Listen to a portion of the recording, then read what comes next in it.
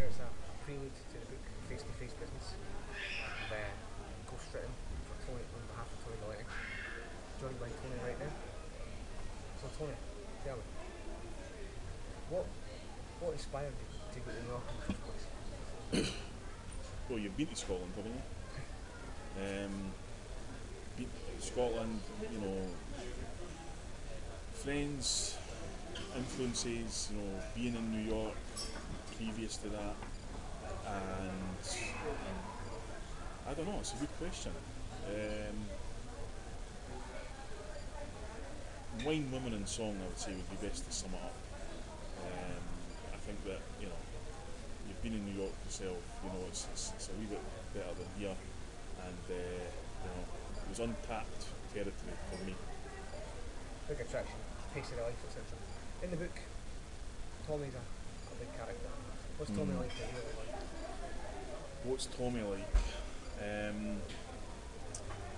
Tommy is someone who is, it's hard to explain. If you want to be able to do it, Tommy's the man that will do it, and I know that literally. He just gets things done. He doesn't ask a question. He doesn't. He never needs an explanation for anything. You need something, he'll do it, or he'll die trying. And also, he's the best wingman you could ever meet, because he's one of these people who, whenever you go to him and meet women, he always talks about his wife and family, because he's got a real deep love for his wife and family. He's even got a tattoo of his wife on his arm, and he loves his wife, loves his kids and stuff. So despite what his wife might think, he's never strayed ever, to my knowledge, and he was really responsible for a lot of the women that I ended up getting because of the way he would promote me and react to the situations and dialogue that I was putting towards him. Speaking of women, the first night, did you know you get laid? Yeah. It was it was a strange situation because New York is so massive that it can be a bit, you can be a bit annoyed and you can be a bit scared by it when you first go. The vastness of the buildings and all that kind of thing, and just the fast pace of the life, and how you have to really, you really need to grab onto it quickly, or it'll just, you'll get lost completely, and you'll not be able to handle it.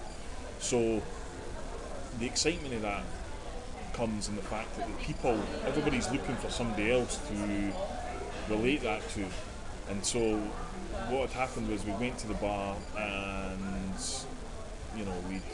Tommy had been sort of in a dialogue with someone else about, Abraham Lincoln, his history teacher, and he was, Tommy being Tommy, was kind of ready to correct her at every opportunity, and I ended up, I felt invincible over there, to be honest, because of my accent, because of my phenomenally good looks and well-endowed penis, and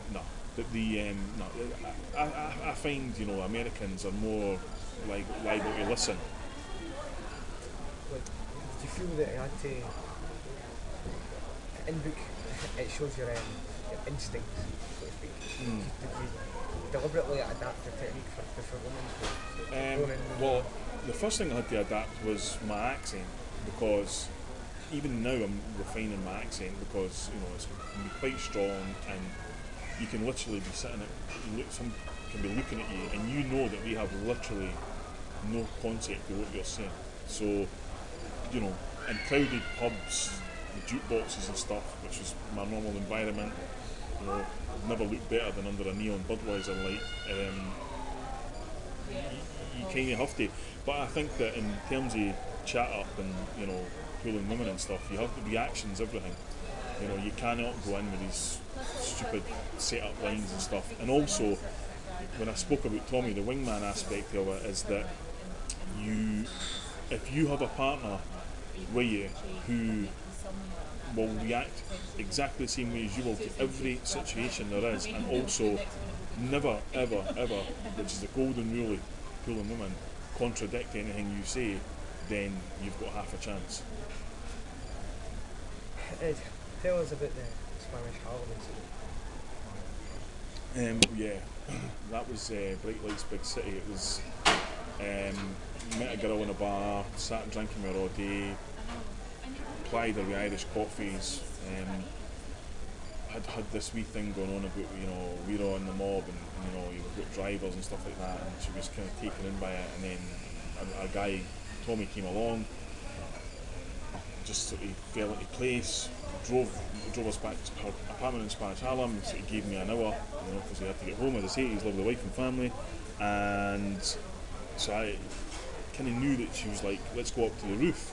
So that normally means that there's somebody in the apartment that I don't want you to see or meet, or vice versa, more often than not. Could have been a husband, could have been a wife, hopefully a wife, I don't know. But no, so we went up to the roof, and east met west, and it was a pretty surreal experience, because the week before I'd been sitting in an Edinburgh pub, just doing the usual stuff, and then the next thing I was on the rooftop in Manhattan, sort of having sex. So that was quite a leap of faith.